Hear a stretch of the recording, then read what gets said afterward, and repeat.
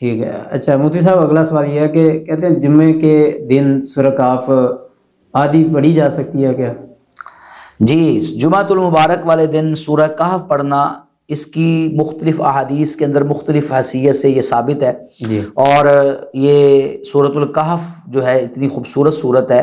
اللہ تعالیٰ ہمیں توفیق دے کہ ہم اس کی 10 آیات یاد کر لیں. رسول اللہ صلی اللہ علیہ وسلم نے فرمایا کہ سب سے بڑا فتنہ جو اس امت پر ہے پوری دنیا پر، جس سے ہر نبی نے ڈرایا اور رسول اللہ صلی اللہ علیہ وسلم نے سب سے زیادہ جس سے ڈرایا ہے، جس سے اللہ کے رسول صلی اللہ علیہ وسلم نے نمازوں کے اندر پناہ مانگی ہے، وہ ہے دجال کا فتنہ. تو دجال کے فتنے سے بھی محفوظ رہنے کے لیے رسول اللہ صلی اللہ علیہ وسلم نے جو صحیح طریقہ صحیح حدیث کے اندر موجود ہے وہ یہ ہے کہ سورۃ الکہف کی 10 آیات یاد کر لے، ان کو پڑھے. ایک حدیث کے اندر 10 پہلی آیات کا ذکر ہے، ایک حدیث کے اندر 10 آخری آیات کا ذکر ہے، ایک روایت کے اندر مطلقاً 10 کا ذکر ہے پہلی آخری کی قید کے بغیر. تو مطلب یہ کوئی بھی 10 آیات یاد کر لیتا ہے تو پہلی یاد کرنا ذرا آسان ہوتی ہیں، تو پہلی 10 آیات یاد کر لیتا ہے، ان کی تلاوت کرتا ہے تو اللہ تعالیٰ اس کو دجال کے فتنے سے محفوظ کر لے گا.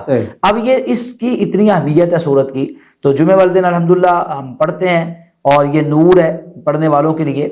تو ایک شخص پوری نہیں پڑھ سکتا، تو اس کے اندر اتنی طاقت ہے کہ وہ آدھی پڑھ لے تو کوئی حرج نہیں، آدھی پڑھ سکتا ہے.